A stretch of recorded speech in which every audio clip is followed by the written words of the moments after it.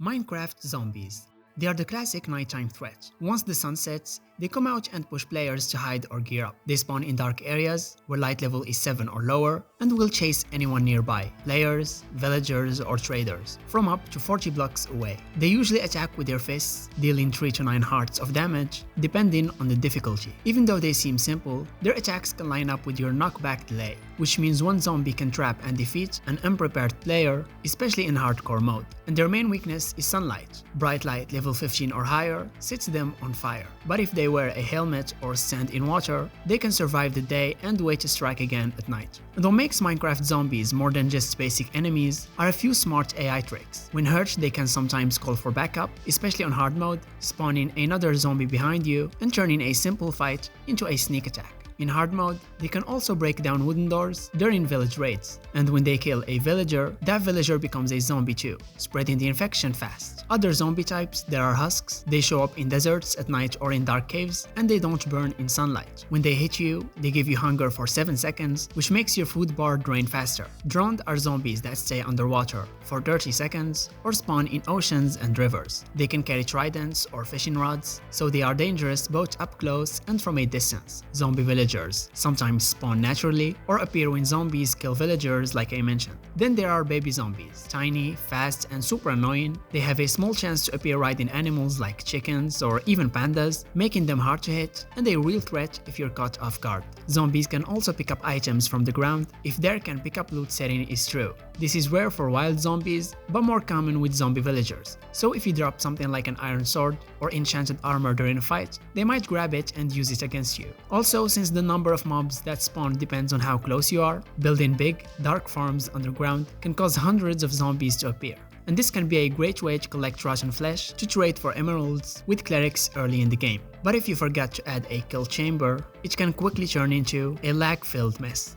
Prototype zombies. In this universe, the source of the zombies is Blacklight virus, a weaponized pathogen first unleashed as the red light strain during a botched experiment in Penn Station and later re-released across Manhattan in Prototype and New York Zero in Prototype 2. Once exposed, usually through blood aerosol or contact with infected biomass, humans fall ill within minutes. Fever, hemorrhaging, and necrosis give way to a furious reanimation phase where muscle fibers thicken and pain receptors shut down. The newly infected retain just enough instinct to swarm living prey, spreading the virus by scratching with their claws or throwing up goo filled with infection. Blacklight changes their DNA, so even slow shamblers are much stronger than they look. And even if you cut off their arms or legs, the pieces can keep moving until they are totally smashed or burned. As biomass accumulates, the virus budgets resources to grow specialized warforms. Hunters, they are strong leaders that can flip military vehicles and later transform into even tougher versions called Supreme Hunters that can survive tank blasts. In Prototype 2, new creatures like brawlers and juggernauts appear. They look like giant apes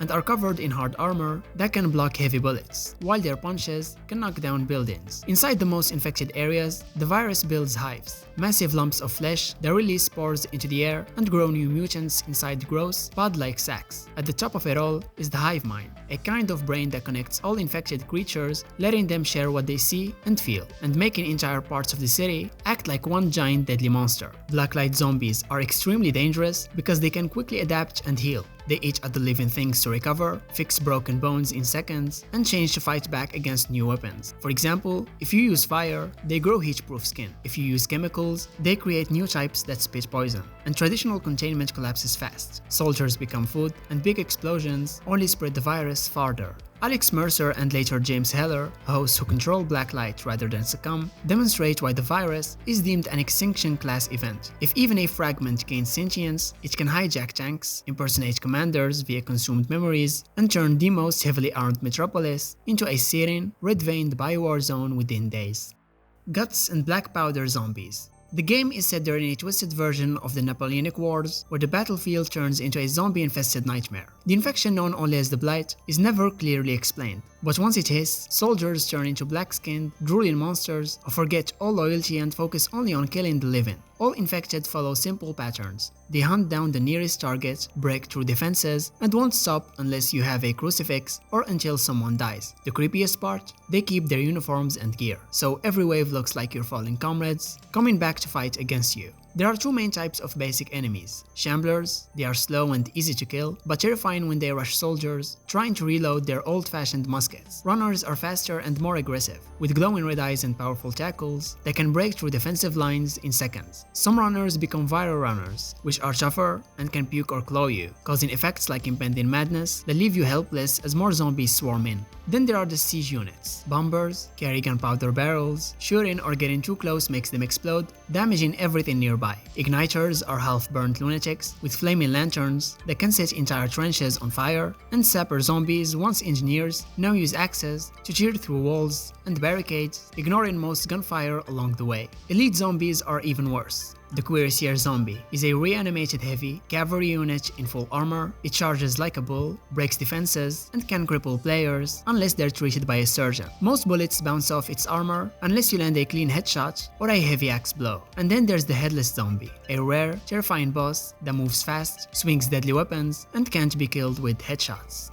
DCeased zombies. The zombie apocalypse begins when Darkseid captures Cyborg and tries to unlock the anti-life equation. But something goes horribly wrong. The equation mutates into a techno-organic virus, one that spreads not just through bites and scratches, but through screens, phones, and anything connected to a network. As soon as Cyborg is sent back to Earth, the virus transmits instantly through digital signals, and within minutes, half the planet is infected. And within hours, the world collapses, and the newly named Anti-Living begin hunting anything still alive. These infected don't just look like zombies with grey skin and black, circuit-like veins. They keep their powers, skills, and intelligence. The virus controls them like puppets. Superman destroys entire cities, Wonder Woman uses her lasso of truth to strangle people, and the Flash turns into the ultimate spreader, using the Speed Force to deliver the infection across the globe. They don't eat flesh, they just kill, because the virus feeds on the emotional energy of death. Severed limbs can still fight, and even Green Lantern rings don't work unless combined with multiple spectrum colors or the white light of life.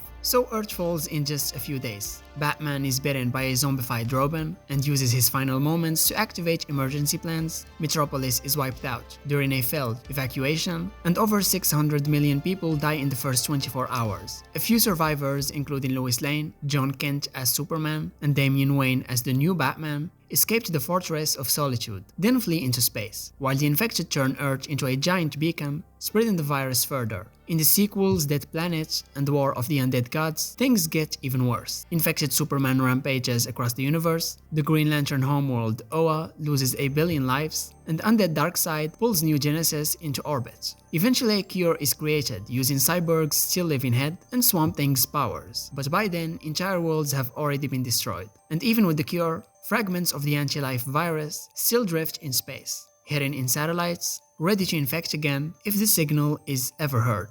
Dead Island zombies. The undead are victims of the coronavirus, a man-made prion-like infection designed as a bioweapon. It hijacks the nervous system, floods the body with adrenaline, and creates a violent drive to eat and spread the virus. Infection is lightning fast. A scratch or a bite can trigger fever, hallucinations, and death within minutes, followed by instant reanimation. Most people don't survive, but a few rare individuals called immunes, the playable characters, have a genetic trait that resists full infection, and it lets them tap into the virus for superhuman strength and stamina, giving them the power to fight back without losing control, at least for now. After that, the virus mutates each host into a specific type built for chaos. Walkers are your typical slow zombies, good at swarming tight spaces like hallways. Infected still have fresh muscles and can sprint, scream, and tackle in blind rage. Thugs swell up with fluid and deliver massive punches that send players flying, and suiciders swell with explosive gas and blow up if you get too close. Rams are ex-security guards in straitjackets who charge like tanks. Floaters crawl through sewage and spit acid, while butchers have bone blades for arms and can block melee attacks. In Dead Island 2, now set in quarantined Los Angeles, the virus is rebranded as the Autophage. It's a retrovirus that either turns people into zombies or, in rare cases, called Newman, creates powerful hybrids that can use the virus like a weapon. Classic zombie types return with so-called twists. Walkers become shamblers, infected become runners, but new threats show up too, like crushers. They are massive brutes who smash the ground like earthquakes. Slobbers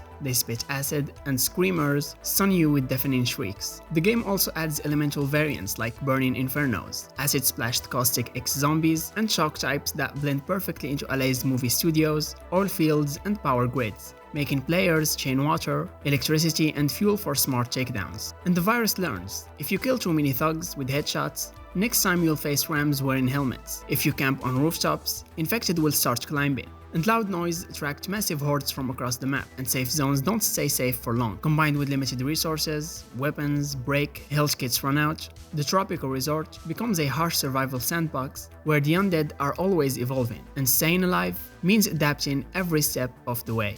Kingdom Zombies. The zombie outbreak starts when royal doctors used a rare purple flower called the resurrection plant to bring the dying king back to life. But the plant carries tiny parasites that invade the brain, reanimate the body, and flood the blood with a toxin that drives extreme hunger. Infection spreads through injections, eating tainted flesh, or zombie bites. Once infected, a person falls into a fever. Their skin changes color, worms crawl under their skin, and after that, they return as fast, violent creatures villagers call monsters. These zombies are fast, aggressive, and hunt in groups. One bite passes on the live parasites, so a single attack can turn an entire village overnight. In Season 1, the healer discovers that intense heat can kill the parasites, but only before the person dies, and once reanimated, there is no cure. And what makes this series unique is its twist on the sun. The zombies aren't scared of light, they fear heat. The parasites thrive in cold, so in spring and summer the infected hide from the warmth. But in winter, when it stays cold all day, the zombies remain active even in full sunlight, turning daylight into a deadly trap. The infected in Kingdom sprint, climb walls, and leap through fire or arrows, and they follow sound and smell, and even a drop of blood can redirect an entire horde, something survivors use to bait them into traps. Like I mentioned, high heat is their main weakness, so boiling water, burning oil, or the midday sun in summer can slow or kill them. But everybody burned is soon replaced, and as long as even one parasite survives, whether in the dirt or hidden in the politics of the royal court, the nightmare can begin all over again.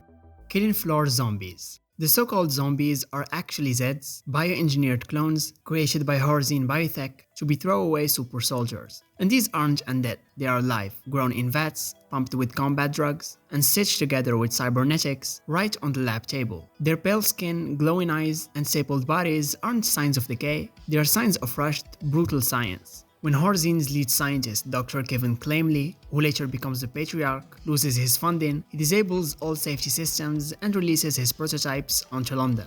By the time of Killing Floor 2, the chaos has spread across Europe. Zeds don't eat people, they're programmed to kill anything not marked as friendly by Horzine's systems, and they come in combat tiers. Clots are the weakest, but can still grab players to set up ambushes, Gorefast charge with a giant clever arm, Crawlers scurry on 8 limbs and cheer at your feet, and Stalkers use cloaking tech to turn invisible, making sound your only warning. Sirens scream so loudly they can rupture eardrums and even explode grenades mid-air. And mid-level Zeds are nastier. Bloats spit acid and explode into toxic goop, husks shoot napalm from flamethrowers, and Skrakes, chainsaw-wielding monsters, go berserk when injured, becoming near unstoppable unless focus tired. At the top of the food chain are fleshbounds, walking tanks with drill arms that speed up as they get angrier, and can wipe out an unarmored player in seconds. Each match ends with a boss battle against someone from Horzine's Dark Legacy. The Patriarch is Dr. Kevin himself, equipped with a minigun, cloaking device, and healing shots. Dr. Hans Volter uses twin rifles and grenades that steal your health, and the Matriarch, Kevin's estranged daughter, wears power armor and strikes with tentacle harpoons. Seasonal events introduce bosses like King Fleshbound and the Abomination, who remakes familiar mechanics in terrifying ways to overwhelm teams. And what makes Zeds so deadly is how the game scales. More players, more noise, more Zeds. And shotgun blasts attract attention, careless firing wastes precious ammo, and the game's AI loves to flank teams with surprise spawns. And survival depends on teamwork. Snipers for precision kills, firebugs to control swarms, and medics to keep buffs rolling. Horzine didn't make Zeds to be philosophical enemies, they are pure stress tests designed to push players to their limits wave after wave until the next, nastier one begins.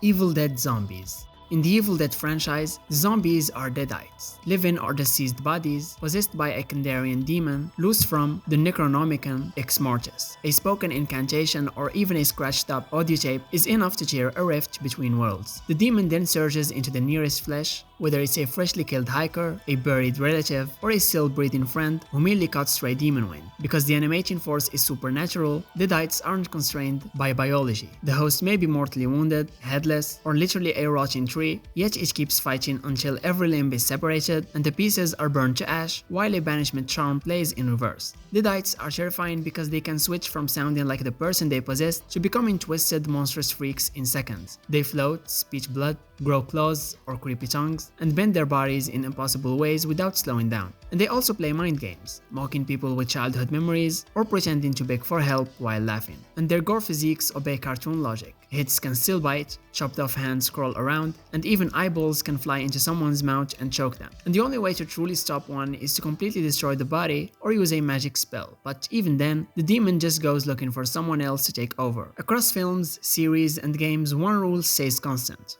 If the Necronomicons, pages flutter, no cabin, skyscraper, or medieval castle is safe, because Deadites combine the persistence of zombies with a demon's creativity.